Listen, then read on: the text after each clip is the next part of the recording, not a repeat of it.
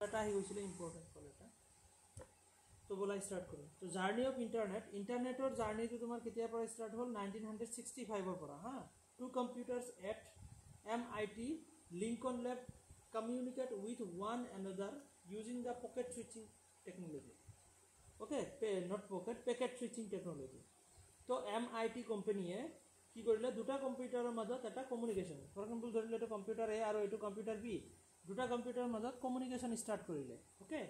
যে কেনেকুৱা যে এইটোৰ পৰা ডাটা সেইটোত ল'ব পৰা যায় আৰু এইটোৰ পৰা এইটোত ল'ব পৰা যায় তেনেকুৱা এটা টেকনলজি যে কেনেকুৱা পেকেট সুইচিং টেকনলজি যে আমি ডাটা এটা ফটো এটা ফৰ এক্সাম্পল এইটো এটা ফটো হয় ন তো ফটোটো আমাৰ কি হয় পেকেটকৈ ট্ৰান্সফাৰ কৰে যে গোটেই ফটোখনটো একেলগে যাব নোৱাৰে তাৰ কাৰণে কি হ'ল এনেকুৱা স্লাইচিং কৰি দিয়া হ'ল যে সৰু সৰু পেকেটত গুচি যাব ডাটাখিনি সৰু সৰু এইবোৰ এটা এটা পাৰ্ট নাম্বাৰ এইটো 1 এইটো 2 এইটো 3 এইটো 4 5 6 এনেকৈ ধৰি লোৱা এইটো 20 21 তো এনেকৈ ধৰা এটা এটা পেকেট তো এটা এটা পেকেটত কনভাৰ্ট কৰি দিয়া হ'ল যে এটা ডাটা সৰু সৰু পেকেটত কনভাৰ্ট কৰি কিনে তাক ট্ৰান্সফাৰ কৰা হ'ব তো তেনেকুৱা এটা টেকনলজি ষ্টাৰ্ট হ'ল 1965ত MIT কোম্পানীয়ে ষ্টাৰ্ট কৰিলে অ'কে তাৰপিছত 1969ত ARPANET নামৰ এটা কি হ'ল যে ARPANET আহিলে ARPANET কেনেকুৱা যে advance research project agency network তাক ARPANET বুলি কোৱা হয় আৰু advance research project agency network okay তো যাক নেকি ARPANET বুলি কোৱা হয় এই এক্সামত ফুল ফৰ্ম আহিছিলে তো of the US defence department was created it is considered as the predecessors to the internet তো এটো কি হয় যে তোমাৰ ইন্টাৰনেটৰ ফাৰ্স্ট স্টাৰ্টিং ইয়াৰ পৰাই হ'ল ধৰিব গ'লে কেনেকুৱা যে তোমাৰ ইউনাইটেড ষ্টেটৰ মিলিটাৰী যিবোৰ ডিফেন্সৰ মানুহ আছে ন মিলিটাৰী বা আৰ্মি তোমাৰ ডিফেন্স ডিপাৰ্টমেণ্টৰ পৰা তেনেকুৱা কি কৰিলে যে ARPANET নামৰ এটা নেটৱৰ্ক ষ্টাৰ্ট কৰিলে হিহঁতৰ মানে কিছুমান সিক্ৰেট ডাটা ট্ৰান্সমিশ্যন কৰিবৰ কাৰণে যে ডিফেন্সৰ মানুহখিনিৰ কাৰণে তেনেকুৱা লাগে ন যে ডাটা ট্ৰান্সফাৰ যে কিবা মেছেজ পঠাব লাগে বা কিবা কমিউনিকেশ্যন কৰিব লাগে কিবা তেনেকুৱা মেইল পঠাব লাগে তো তাৰ কাৰণে কি আহিলে যে ARPANET নামৰ এটা নেটৱৰ্ক ইহঁতে বনালে US ডিফেন্স ডিপাৰ্টমেণ্টে অ'কে 1969 তাৰপিছত কি হ'ল যে 1972 ৰেট এমিলছনে কি কৰিলে ইন্ট্ৰডিউচেছ দ্য ইমেইল যে নেটৱৰ্ক ইমেইল ষ্টাৰ্ট হ'ল ইমেইল কেতিয়াৰ পৰা 1972 ইমেইল বনালে কোনে ৰেট এমিলছন এইবোৰ একদমত চলি থাকে তাৰপিছত 1973 আহিলে global networking becomes a reality as the university college of London তো ইংলেণ্ডৰ তেনেকৈ কলেজ এখনত দিলে ৰয়েল ৰাডাৰ ইষ্টাব্লিছমেণ্ট নৰৱে তো এইবোৰত কি কৰিলে যে টু কানেক্ট টু ARPANET তো আগতে কি আছিলে 1969 জাষ্ট তোমাৰ ডিফেন্সৰ ডিপাৰ্টমেণ্টৰ মানুহৰখিনিৰ কাৰণে আছিলে ARPANET তো পিছত 1973 কি কৰিলে যে তেনেকৈ লণ্ডনৰ কিছুমান কলেজ বা অৰ্গেনাইজেশ্যন কিছুমানক দিয়া ষ্টাৰ্ট কৰিলে অ'কে তাৰপিছত 1974ত আকৌ কি কৰিলে এক বছৰ পিছত the first internet service provider যে কোম্পানী ষ্টাৰ্ট হ'ল যে এটা আমি যে ইণ্টাৰনেট ইউজ কৰোঁ ভোডাফোন এয়াৰটেল জিঅ' এইবোৰ কি আমি ইণ্টাৰনেট যে ইউজ কৰোঁ এইবোৰ এটা এটা কোম্পানী হয় ইণ্টাৰনেট ছাৰ্ভিচ প্ৰভাইডাৰ তো তেনেকৈ এটা ইণ্টাৰনেট ছাৰ্ভিচ প্ৰভাইডাৰ কোম্পানী বনালে কোনে ARPANET অ'কে ARPANETক এটা ভাৰ্জন দি কিনে তেনেকৈ টেলনেট বুলি এটা নাম দিলে তোমাৰ তেনেকৈ প্ৰাইভেট কোম্পানী এটা আহিলে the first internet service provider is born with the introductions of a commercial version of ARPANET যে কমাৰ্চিয়েল ভাৰ্জন তো কমাৰ্চিয়েল ভাৰ্জনটো কি হ'ল যে ডাঙৰ ডাঙৰ যিবোৰ অৰ্গেনাইজেশ্যন আছে কোম্পানী আছে জাষ্ট সিহঁতক ইণ্টাৰনেট প্ৰদান কৰে কোনে যে ARPANETৰ নেটৱৰ্কটো তোমাৰ টেলনেট নামৰ এটা কোম্পানীয়ে কি কৰে যে ডাঙৰ ডাঙৰ অৰ্গেনাইজেশ্যনসমূহক তোমাৰ তেনেকৈ ইণ্টাৰনেট দিয়ে অৰ্গেনাইজেশ্যন বা তেনেকৈ কোম্পানীসমূহক তো সেইটো হ'ল 1974ত তাৰপিছত 1982ত কি হ'ল যে ট্ৰেন্সমিশ্যন কণ্ট্ৰল প্ৰট'কল যে আমি যে ইণ্টাৰনেটত ডাটা ট্ৰেন্সমিশ্যন কৰোঁ আদান প্ৰদান কৰোঁ তাৰ কাৰণে কিছুমান প্ৰট'কলছ বা ৰুলছৰ কথা আহি যায় তো সেইবোৰৰ কাৰণে 1982 ট্ৰেন্সমিশ্যন কণ্ট্ৰল প্ৰট'কল আহিলে তাৰপিছত IP আহিলে ইণ্টাৰনেট প্ৰট'কল আহিলে অ'কে তো এইবোৰ মানে ৱায়াৰলেছ হৈ আছে দিনে দিনে as the protocols suite commonly known as the TCP and IP okay TCP মানে transmission control protocol আৰু IP মানে হ'ল internet protocol okay তো এটো কি আছিল the protocols for ARPANET, TCP IP তেতিয়াও কি আছিল যে এই ARPANET ডিফেন্স ডিপাৰ্টমেণ্টে যে ARPANET বনাইছে সেইটোৱে ইউজ হৈ আছিলে জাষ্ট এইটো তোমাৰ 1974ত কি হৈছিলে প্ৰাইভেট কোম্পানী এটা ওলাইছিলে যাক নেকি টেলনেট কোম্পানীয়ে এইটো সেল কৰি আছিলে মানে ওকে এবাৰ 1983 কি আহিলে যে ডোমেইন নেম সিস্টেম আহিলে কি আহিলে ডোমেইন নেম DNS বুলি কোৱা হয় ডোমেইন নেম সিস্টেম কেনেকৈ আমি যে পাও .com .gov .organization .net okay .in পাওনে flipkart.com amazon.com okay guwahati.ac.in হয়নে যে গুৱাহাটী ইউনিভাৰ্সিটিৰ ওয়েবসাইট তো এনেকে আমি যিবোৰ কি ডোমেইন নেম সিস্টেমখিনি আমি পালো ওকে কিমানৰ পৰা যে 1983 নেক্সট মানে তোমাৰ 1990 কি আহিলে যে team বাৰ্নাৰ্লি scientist at the CERN the European Organization for Nuclear Research developed the hypertext markup language HTML বনালে কোনে টিম বাৰ্নাৰ্লিয়ে HTML 1990 HTML ত কি হয় যে আমি যে ইন্টাৰনেটত ব্ৰাউজিং কৰিলে আমাৰ আগত যে ওয়েব পেজ সমূহ আহে লাস্ট ক্লাছত আমি ওয়েব পেজ ওয়েব ব্ৰাউজাৰৰ বিষয়ে ডিসকাস কৰিছো সেই ওয়েব পেজ সমূহ বনাবৰ কাৰণে তোমাৰ এটা ল্যাঙ্গুৱেজ আহিলে কিমানত 1990 যে সেই ল্যাঙ্গুৱেজৰ দ্বাৰা ওয়েব পেজ সমূহ লিখা হৈছিল ওকে তো হেতু কোনে বনাইছিলে যে তোমাৰ টিম বাৰ্নাৰ্লিয়ে তেনেকে উদ্ভাৱন কৰে তাৰ পিছত ইউনিফৰ্ম ৰিসোৰ্স লোকেটৰ URL নামৰ URL মানে কি হয় যে ওয়েবসাইট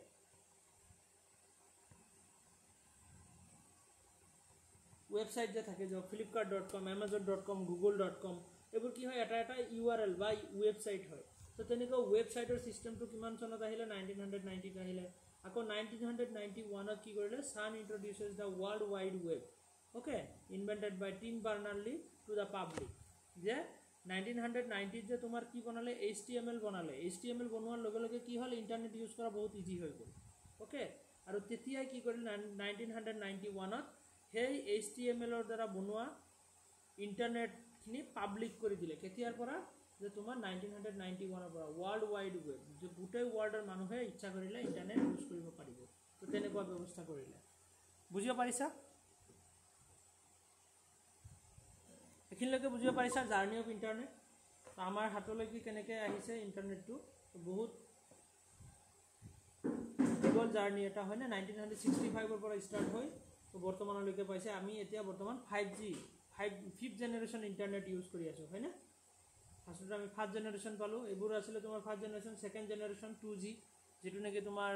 2008-10 চনলৈকে চলিছিল তাৰ পিছত তোমাৰ 3G আহিলে তাৰ পিছত 4G আহিলে ফোৰ্থ জেনাৰেশন ওকে এতিয়া বৰ্তমান কি 5th জেনাৰেশন চলি আছে হয় না 5G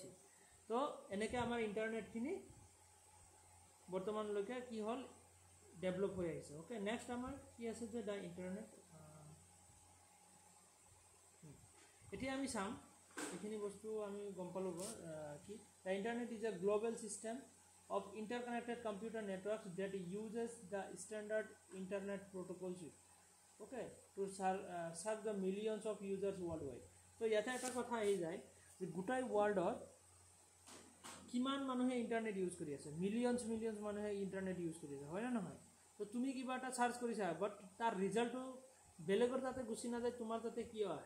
hetu to eta reason thakibo lagibo no je tumar mobile opor je search korisa তো হেতু বেলেগৰ তাতে গুছি কিয় না যায় যে তুমি কি সাৰ্চ কৰিছা তাৰ ৰিজাল্ট তোমাৰ তাতে আহে ওকে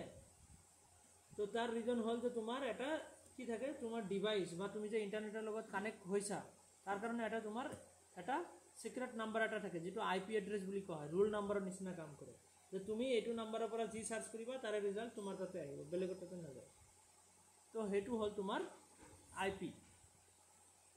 বা ৰোল নাম্বাৰ বুলি ক'ব পাৰা বা আইপি এড্ৰেছ বুলি ক'ব পাৰা যেটো এটা ইউনিক নাম্বাৰ হয় তোমাৰটোৰ লগত তোমাৰ নাম্বাৰটোৰ লগত বেলেগৰ লগত কেতিয়াও নিমিলে ওকে তো হেতু হল তোমাৰ IP address okay it is probably the largest one in the world the internet dates back to the group of interconnected networks that evolved from the ARPANET of the late 1960s and the early 1970s so যেটো ARPANETৰ পৰা আমাৰ ইন্টাৰনেটৰ main জাৰ্নিটো start হৈছে আৰু হয় না starting তাৰ পৰাই হৈছিল এতিয়া আমি গম পালো যে তোমাৰ নেটৱৰ্ক আৰু ইন্টাৰনেট নেটৱৰ্ক মানে কি যে এটা কম্পিউটাৰৰ লগত আৰু এটা কম্পিউটাৰৰ লগত কানেকশন কৰাটো নেটৱৰ্ক বুলি কয় আৰু ইন্টাৰনেট মানে কি ইন্টাৰনেট মানে ওয়াৰ্ল্ড ওয়াইড ওয়েব মানে গোটেই ৱৰ্ল্ডক কানেক্ট কৰিবৰ কাৰণে যিটো নেটৱৰ্ক সেইটো ইণ্টাৰনেট বুলি কোৱা হয় ওকে আমি ইণ্টাৰনেট এক্সট্ৰানেট এইবোৰৰ বিষয়ে আমি পাম এতিয়া ওকে দ্য ইণ্টাৰনেট তো ইণ্টাৰনেটৰ বিষয়ে আমি জাৰ্নিখিনি চাই আহিলোঁ একচুৱেলি ক'ৰ পৰা কেনেকৈ আহিছে এতিয়া কথা হ'ল যে ইণ্টাৰনেট কেনেকৈ ষ্টাৰ্ট হ'ল ইয়াতে চোৱা ইণ্টাৰনেট কেনেকুৱা যে ইণ্টাৰনেটৰ এটা কাণ্ট্ৰিৰ লগত বেলেগ কাণ্ট্ৰিৰ তোমাৰ কানেকশ্যন থাকে এইবোৰ যে তুমি চাই আছা ইয়াতে এনেকুৱা আঠটাৰ নিচিনা এইবোৰ গোটেই কি হয় যে কেবল কানেকশ্যন হয় যে এটা কাণ্ট্ৰিৰ লগত বেলেগ এটা কাণ্ট্ৰিৰ কেবল এইবোৰ সাগৰৰ তলেদি বহুত হেভি তেনেকুৱা কেবল আছে আৰু সেইবোৰ কেবলৰ থ্ৰুত কি কৰা হৈছে গোটেই ৱৰ্ল্ডক কেবলৰ থ্ৰুত কানেক্ট কৰা হৈছে আৰু আমি যিবোৰ ইণ্টাৰনেট ইউজ কৰি আছোঁ একচুৱেলি এইবোৰ কি হয় কেবলৰ থ্ৰুত কানেক্টেড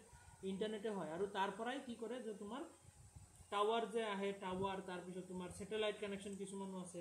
ওকে তো এনেকৈ কি কৰা হৈছে যে গোটেই ৱৰ্ল্ডক কানেক্ট কৰা হৈছে ইণ্টাৰনেট তো ৱৰ্কিং অফ ইণ্টাৰনেট এতিয়া কথা হ'ল কেনেকৈ কাম কৰে কেতিয়াৰ পৰা ষ্টাৰ্ট হ'ল সেইখিনি গম পালোঁ কাম কেনেকৈ কৰে তো কাম কৰিবৰ কাৰণে আমাৰ কি লাগিব এটা চোৱা the computer works allow sharing of resources ইণ্টাৰনেটৰ থ্ৰুত আমি ৰিচোৰ্চেছ শ্বেয়াৰ কৰিব পাৰোঁ the software resources exist in the form of files data which need to be moved between two specific computer system for the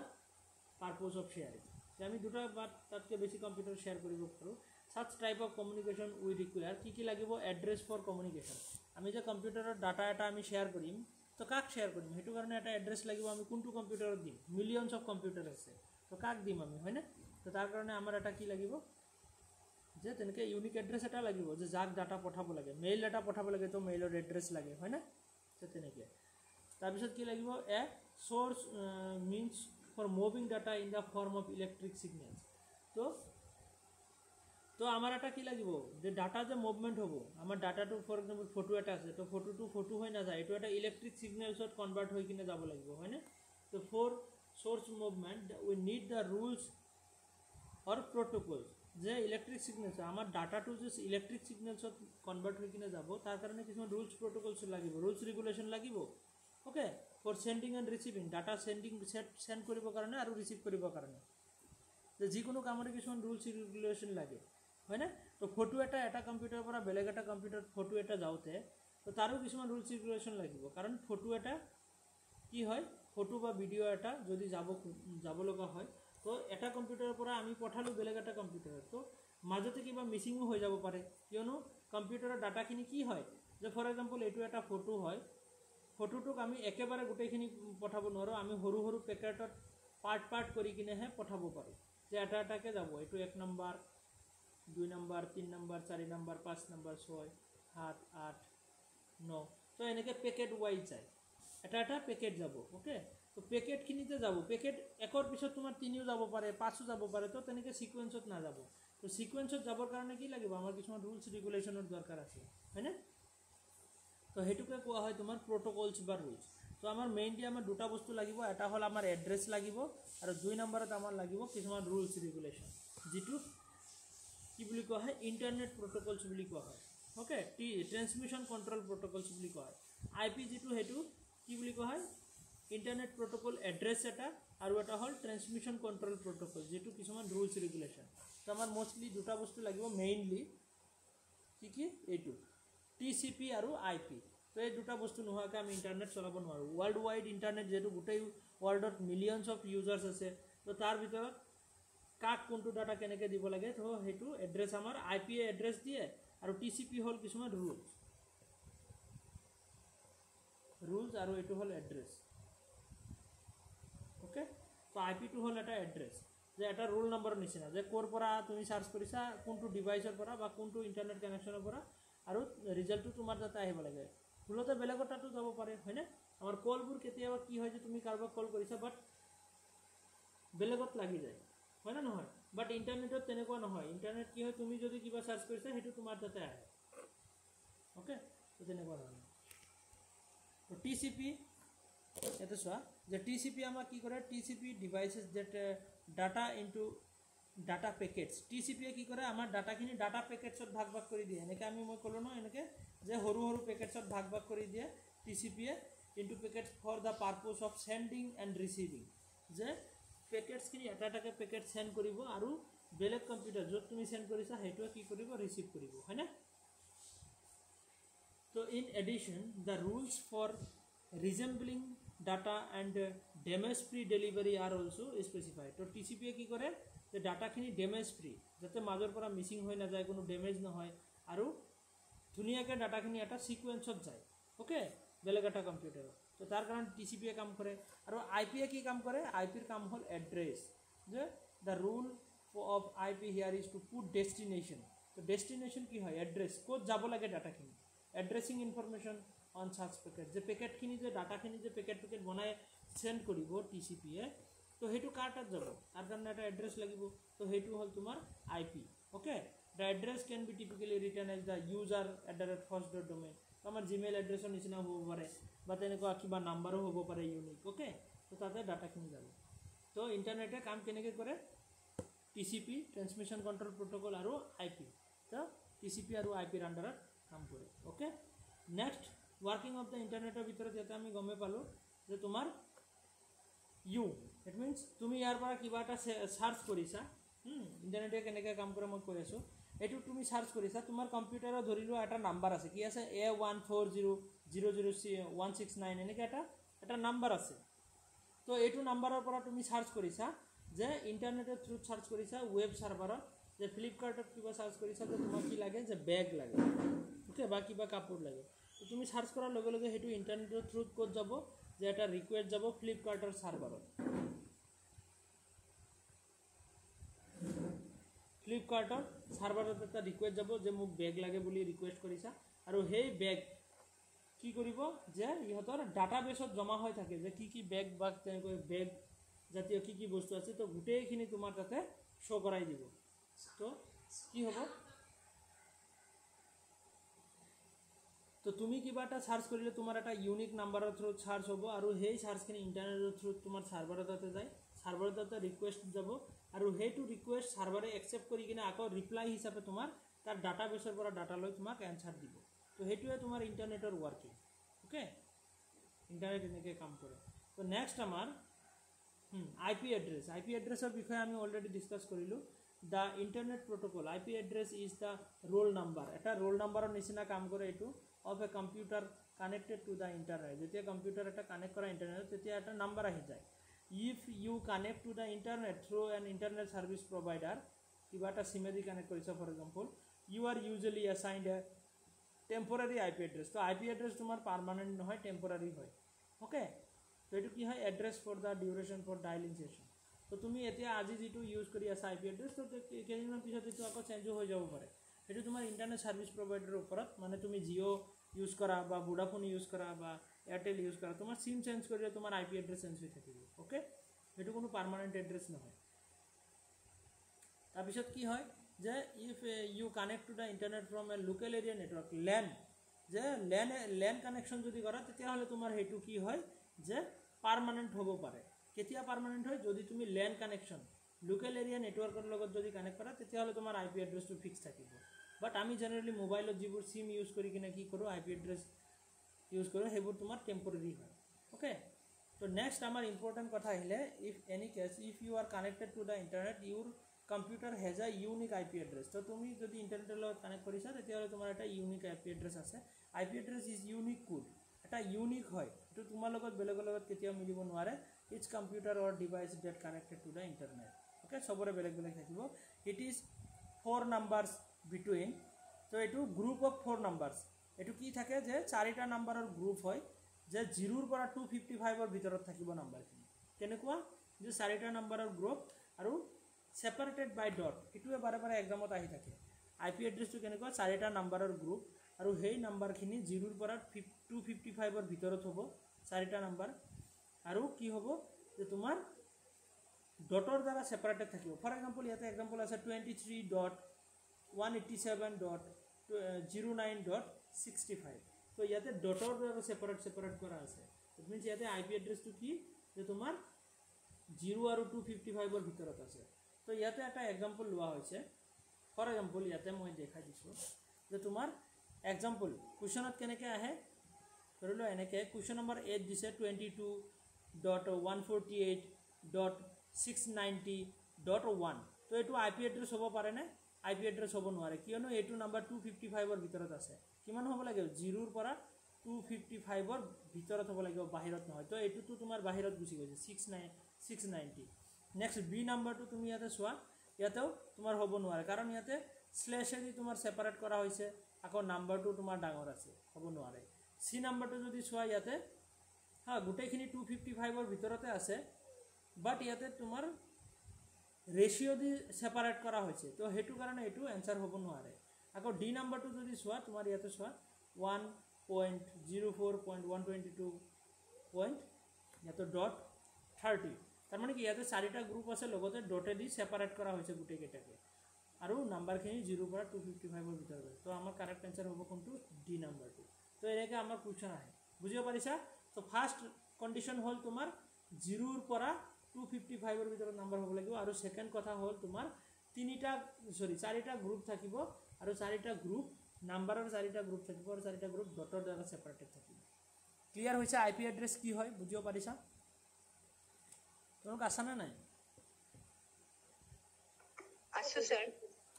তো এইবোৰ বাৰে বাৰে একদমত সুধি থাকে হা স্যাৰ আকৌ বুজাব এটো বুজি পোৱা নাই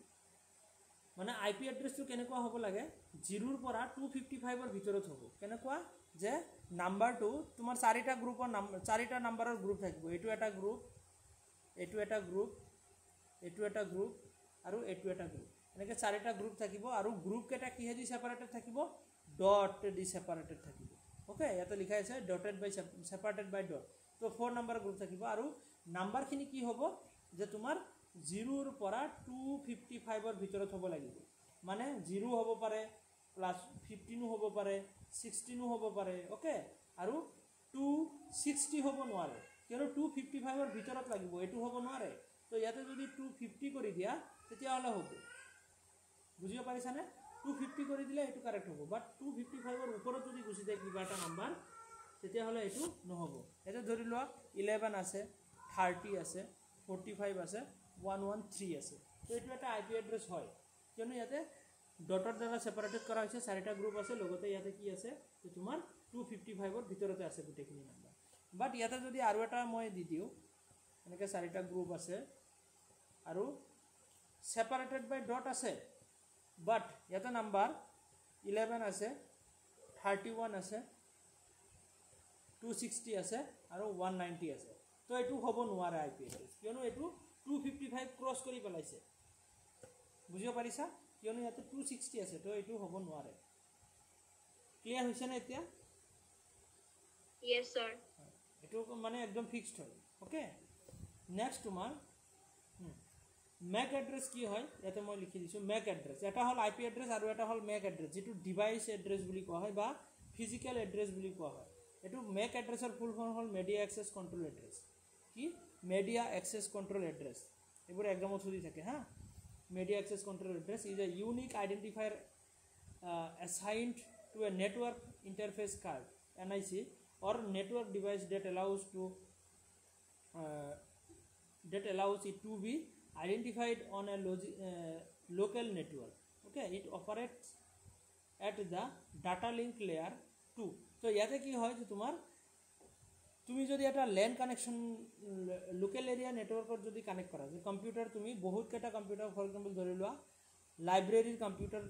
কমসে কম 50টা কম্পিউটাৰ আছে ধৰি লোৱা 50টা কম্পিউটাৰ এটা নেটওয়াৰ্কতে কানেক্ট আছে তো তাত আইপি এড্ৰেছ সেম থাকিব সিহঁতৰ আইপি এড্ৰেছ ফিক্সড 10টা কম্পিউটাৰৰ ধৰি লোৱা 50টা কম্পিউটাৰ আছে তো 50টা আইপি এড্ৰেছ সেম থাকিব কাৰণ এটা নেটওয়াৰ্কত কানেকশন আছে তো হেতু টাইমত কি হ'ব যে তোমাৰ যদি এটা কম্পিউটাৰৰ পৰা যদি তুমি সাৰ্চ কৰা তেতিয়া হলে তোমাৰ সেই সাৰ্চৰ ৰিজাল্টখিনি গুটেইটা কম্পিউটাৰত আহি যাব হয় না নহয় তো হেতু প্ৰবলেম সলভ কৰিবৰ কাৰণে কোম্পানীয়ে কি দিয়ে এটা ম্যাক এড্ৰেছ দিয়ে যাতে এটা কম্পিউটাৰৰ বহুত কেটা কম্পিউটাৰ এটা নেটওয়াৰ্কত কানেকশন থকাৰ হতেও কি হ'ব যে তোমাৰ জোৰ পৰা সাৰ্চ কৰিবা যাতে তাতে ৰিজাল্টটো আহে তো তাৰ কাৰণে এটা ম্যাক এড্ৰেছ দিয়ে যেটো ফিজিক্যাল এড্ৰেছ বুলি কোৱা হয় তোমাৰ এটা কম্পিউটাৰৰ কাৰণে এটা পাৰ্মানেন্ট এড্ৰেছ থাকে যেটো কেতিয়াও চেঞ্জ নহয় এটো কি হয় এটা পাৰ্মানেন্ট এড্ৰেছ থাকে আৰু এটা কি থাকে যে তোমাৰ এটো হেক্সাডেসিমাল নাম্বাৰত লিখা থাকে আগৰখিনি তোমাৰ কি আছিল ডেসিমাল নাম্বাৰত আছিল বাট এটো কি হয় যে হেক্সাডেসিমাল নাম্বাৰত লিখা থাকে এক সেকেন্ড ৰ'ব দেই কি হৈ আছে এটো কি থাকে যে হেক্সাডেসিমাল নাম্বাৰ ওকে হেক্সাডেসিমাল নাম্বাৰত লিখা থাকে হেক্সাডেসিমাল নাম্বাৰ কি হয় এটো আমি গম পাম হেক্সাডেসিমাল নাম্বাৰ হল তোমাৰ এনেকুৱা যে 0 পৰা 9 লৈকে থাকিব আৰু A B C D E F লৈকে থাকিব ওকে মানে 16টা নাম্বাৰ আমি সেই নাম্বাৰ সিস্টেমখিনিও পঢ়িম তো ইয়াতে ফৰমেট চোৱা কি কি আছে তো আমি গম পালো এটো কি হয় যে এটা তোমাৰ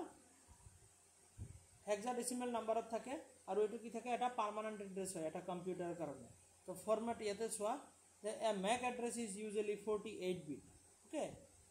তো 48 বিটছৰ এটা এড্ৰেস থাকে আৰু এটো কি হয় যে হেক্সাডেসিমেল নাম্বাৰ হয় হেক্সাডেসিমেল নাম্বাৰ তো এনেকুৱা 00 স্ল্যাশ আৰু এয়া সেপাৰেটেড কি থাকে যে স্ল্যাশৰ দ্বাৰাও হ'ব পাৰে বা কেতিয়াবা ৰেশিওৰ দ্বাৰাও সেপাৰেটেড হ'ব পাৰে ইয়াতে স্ল্যাশৰ দ্বাৰা আছে ইয়াতে ৰেশিওৰ দ্বাৰা আছে 001A 1B 1C 1D এনেকৈ থাকিব পাৰে ওকে তাৰপিছত তোমাৰ কি থাকিব পাৰে যে ইয়াতে F লৈকে থাকিব পাৰে কেনেকুৱা এৰ পৰা F লৈকে A B C D E F এনেকৈ আৰু 0 পৰা 0 1 2 3 4 5 6 7 8 9 লৈকে থাকিব পাৰে তো এইখিনি নাম্বাৰৰ ভিতৰতে থাকিব মনত ৰাখিবা MAC এড্ৰেছ থাকিব এইখিনি ভিতৰত আৰু IP এড্ৰেছ কিমানৰ ভিতৰত থাকে মনত আছে নে যে 0 পৰা 255 ৰ ভিতৰত থাকিব IP আৰু MAC এড্ৰেছটো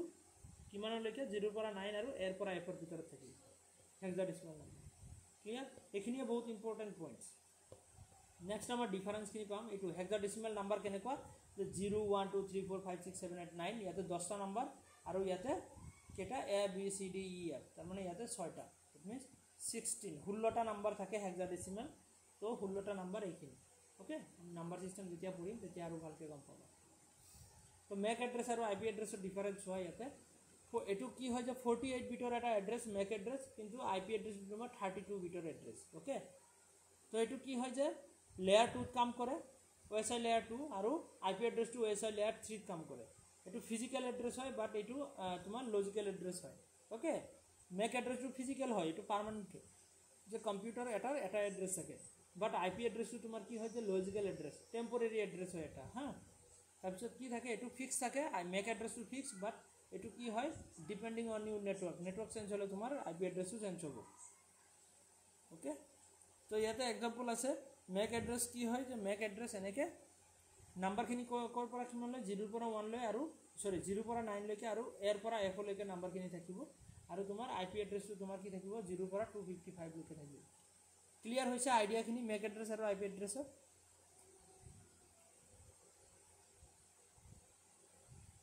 পাৰছন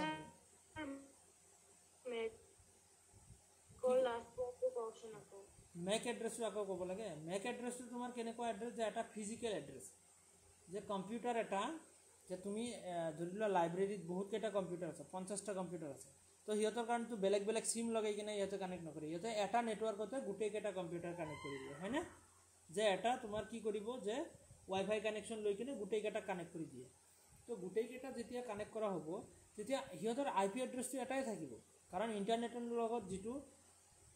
কানেকশন হেতু এটা এড্ৰেছে আছে বাট বেলেগ বেলেগ কম্পিউটাৰবোৰ যদি তুমি ইউজ কৰা তো বেলেগত বেলেগ বেলেগ বস্তু সাৰ্চ কৰিব সবেই তো হেতু কাৰণে কি হ'ব ৰিজাল্টখিনি বেলেগ বেলেগকে আহিবৰ কাৰণে এটা কম্পিউটাৰৰ ফিজিক্যাল এড্ৰেছ থাকে তো সব কম্পিউটাৰৰ বেলেগ বেলেগ নিজৰ এটা এড্ৰেছ থাকে ওকে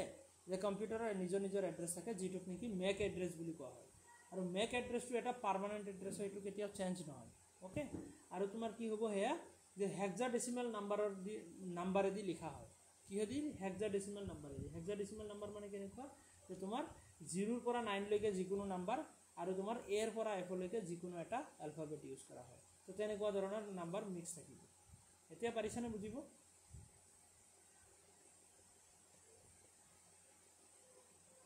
ক্লিয়াৰ হৈছে না আৰু এইখিনি বস্তু ডিফাৰেন্সখিনি যে ইয়াতে আছে MAC এড্ৰেছ আৰু IP এড্ৰেছ এইখিনি মুখস্থ কৰিবা MAC এড্ৰেছটো 48 বিট আৰু IP এড্ৰেছটো 32 বিট এটো OSI লেয়াৰ 2 কাম কৰে হা ওয়াৰ্কস এট OSI লেয়াৰ 2 আৰু IP এড্ৰেছটো OSI লেয়াৰ 3 কাম কৰে ওকে তাৰ পিছত ফিজিক্যাল এড্ৰেছ হয় MAC এড্ৰেছটো এটা ফিজিক্যাল এড্ৰেছ যেটো কেতিয়াও চেঞ্জ নহয় পাৰ্মানেন্ট হয় আৰু IP এড্ৰেছটো তোমাৰ টেম্পোৰাৰি হয় ওকে নেক্সট আমাৰ কম্পিউটাৰ প্ৰটোকলছ যে কম্পিউটাৰ প্ৰটোকলছখিনি আমি চাও কি হয় যে কম্পিউটাৰৰ আমি যে চালু অলপ আগতে যে এড্ৰেছৰ বিষয়ে আমি গম পালো বাট এতিয়া কথা হল প্ৰটোকলছ TCP ট্ৰান্সমিশন কন্ট্ৰোল প্ৰটোকল বুলি আমি পাইছিলো হয় না তো এটা কম্পিউটাৰৰ পৰা আৰু এটা কম্পিউটাৰৰ ডাটা ট্ৰান্সফাৰ কৰিবৰ কাৰণে কিছুমান ৰুলছ ৰেগুলেশন লাগিব কিছুমান প্ৰট'কলছৰ মাধ্যমেদি যাব লাগিব হয়নে নহয় সব বস্তুৰ এটা প্ৰট'কলছ বা ৰুলছ ৰেগুলেশ্যন থাকে তো সেইখিনি কাৰণে বেলেগ বেলেগ কামৰ কাৰণে বেলেগ বেলেগ প্ৰট'কলছ ইউজ কৰা হয় আজিকালি ফাৰ্ষ্ট আমাৰ আহিব ইয়াতে TCP TCPৰ ফুল ফৰ্ম কি হয় transfer control transmission control protocol বুলি ক'ব পাৰা বা transfer control protocol to systematically data packets transfer and receive এইটো কিহৰ কাৰণে এইবোৰ মনত ৰাখিবা এইবোৰে একদমত সুধি থাকে মই ইয়াতে ডাইৰেক্টলি মেইন পইণ্টটো লিখিয়ে দিছোঁ যে ট্ৰান্সমিশ্যন কণ্ট্ৰল প্ৰট'কল কিহৰ কাৰণে ইউজ কৰা হয় to systematic data packet systematically data packets transfer and receive যে এটা কম্পিউটাৰৰ পৰা বেলেগ এটা কম্পিউটাৰত তুমি যেতিয়া ডাটা ট্ৰান্সফাৰ কৰিব খুজিবা ডাটাটো যাতে চিষ্টেমেটিকেলি যায় কোনো ধৰণৰ ডাটা যাতে মাজতে মিছ হৈ নাযায় মিছিং হৈ নাযায় হয়নে তো তাৰ কাৰণে কি ইউজ কৰা হয় ট্ৰান্সমিশ্যন কণ্ট্ৰল প্ৰট'কল ইউজ কৰা হয় okay next IP address IP internet protocol যিটো এটা কি হয় যে এড্ৰেছ টু কমিউনিকেট যে তুমি কাৰ লগত কমিউনিকেশ্যন কৰিবা কাৰ লগত শ্বেয়াৰ কৰিবা ডাটাখিনি তাৰ কাৰণে যিটো এড্ৰেছ তাক IP বুলি কোৱা হয় তাৰপিছত POP পোষ্ট অফিচ প্ৰট'কল বুলি কোৱা হয় যিটো টু মেইল ৰিচিভ বেলেগৰ পৰা মেইল ৰিচিভ কৰিবৰ কাৰণে তোমাৰ পোষ্ট অফিচ প্ৰট'কল ইউজ কৰা হয় টু ৰিচিভ মেইল ৰিচিভ কৰিবৰ কাৰণে বেলেগে যে মেইল পঠায় সেইটো আমি ৰিচিভ কৰিবৰ কাৰণে কি প্ৰট'কল ইউজ কৰোঁ POP প্ৰট'কল ইউজ কৰোঁ SMTP টো কি হয় যে সিম্পল মেইল ট্ৰান্সফাৰ প্ৰট'কল যেটো কি হয় যে বেলেগক মেইল আমি মেইল সেন্ড কৰিবৰ কাৰণে টু মেইল ট্ৰান্সফাৰ বা মেইল সেন্ড কৰিবৰ কাৰণে বেলেগক মেইল পঠাবৰ কাৰণে আমি কি প্ৰট'কল ইউজ কৰোঁ SMTP প্ৰট'কল ইউজ কৰোঁ তাৰপিছত HTTP হাইপাৰটেক্সট ট্ৰান্সফাৰ প্ৰট'কল যে ইণ্টাৰনেট ব্ৰাউজিং কৰিবৰ কাৰণে আমি হাইপাৰটেক্সট ট্ৰান্সফাৰ প্ৰট'কল ইউজ কৰোঁ HTTP যে ইণ্টাৰনেটত আমি কমিউনিকেশ্যন কৰিবৰ কাৰণে ইণ্টাৰনেটত কিবা সাৰ্চ কৰিবৰ কাৰণে আমি কি ইউজ কৰোঁ হাইপাৰটেক্সট ট্ৰান্সফাৰ প্ৰট'কল ইউজ কৰোঁ টু ব্ৰাউজ ইণ্টাৰনেট ব্ৰাউজিং কৰিবৰ কাৰণে নেক্সট কি আছে যে FTP ফাইল ট্ৰান্সফাৰ প্ৰট'কল আমি কিবা ফাইল বা কিবা ফটো ভিডিঅ' তেনেকৈ বেলেগক ট্ৰান্সফাৰ কৰিবৰ কাৰণে FTP কি কৰা হয় টু ট্ৰান্সফাৰ অৰ অফ নহয় এইটো অৰ টু ট্ৰান্সফাৰ অৰ ৰিচিভ ফাইল বেলেগক আমি কিবা ফাইল বা তেনেকুৱা ডকুমেণ্টছ আমি ট্ৰান্সফাৰ কৰিবৰ কাৰণে শ্বেয়াৰ কৰিবৰ কাৰণে বা কিবা ফটো ভিডিঅ' বা ডকুমেণ্টছ আমি নিজে ৰিচিভ কৰিবৰ কাৰণে আমি FTP প্ৰট'কল ইউজ কৰোঁ ফাইল ট্ৰান্সফাৰ প্ৰট'কল যাক কোৱা হয় বুজিব পাৰিছানে ক্লিয়াৰ হৈছে তো এয়া গোটেইখিনি মনত ৰাখিবা এইবোৰৰ পৰা এক্সামত বাৰে বাৰে এক্সামত কুৱেশ্যন আহি থাকে হা এক্সামত বাৰে বাৰে সুধে কুৱেশ্যন ইয়াৰ পৰা TCP কি হয় IP কি হয় POP কি হয় কেতিয়াবা তোমাৰ ফুল ফৰ্ম সুধিব কেতিয়াবা ইয়াৰ অবজেক্টিভ কি হয় বা কাম কি হয় তো সেয়া সুধি থাকে তো সেইটো হিচাপত আমি জানিব লাগিব ইয়াতে মই সেইটো কাৰণে শ্বৰ্টত লিখি দিছোঁ আমি ডিটেইলছতো পঢ়িম ইয়াৰ বিষয়ে বুজিব পাৰিছানে বস্তুখিনি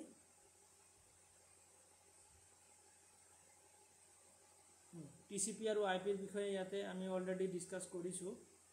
তো প্ৰট'কলছৰ বিষয়ে POP আৰু SMTP টো কি হয় যে use for sending mail send কৰিবৰ কাৰণে বেলেগক সেন্ড কৰিবৰ কাৰণে আৰু POP টো আমি মেইল ৰিচিভ কৰিবৰ কাৰণে অলৰেডি পাই আহিলোঁ সেইটো পিছত HTTP যিটো কি হয় যে এলাউজ এক্সেছ টু ৱেব পেজেছ যে আমি ইণ্টাৰনেট ব্ৰাউজিং কৰিব পাৰোঁ এইটো কোনে বনাইছিলে HTTP টো তোমাৰ টিম বাৰ্নাৰ্লিয়ে বনাইছিলে FTP যেটো ফাইল ট্ৰান্সফাৰ কৰিবৰ কাৰণে যে বেলেগ কম্পিউটাৰত আমি বা বেলেগক আমি হোৱাটছএপত বা তেনেকৈ ইমেইলত কিবা এটা পঠাইছোঁ বা বেলেগে আমাক কিবা এটা ডকুমেণ্টছ বা ভিডিঅ' পঠাইছে তো সেইবোৰ ৰিচিভ কৰিবৰ কাৰণে তোমাৰ কি হয় যে ফাইল ট্ৰান্সফাৰ প্ৰট'কল ইউজ কৰা হয় ওকে তো নেক্সট ক্লাছত আমি ইয়াৰ পৰা ষ্টাৰ্ট কৰিম দিয়া আজি আৰু কণ্টিনিউ নকৰোঁ তো ভাইৰাছ কিয়নো ৰেকৰ্ডিংটো ষ্টপ হৈ গৈছে কিবা ষ্ট'ৰেজ ফুল হৈ গ'ল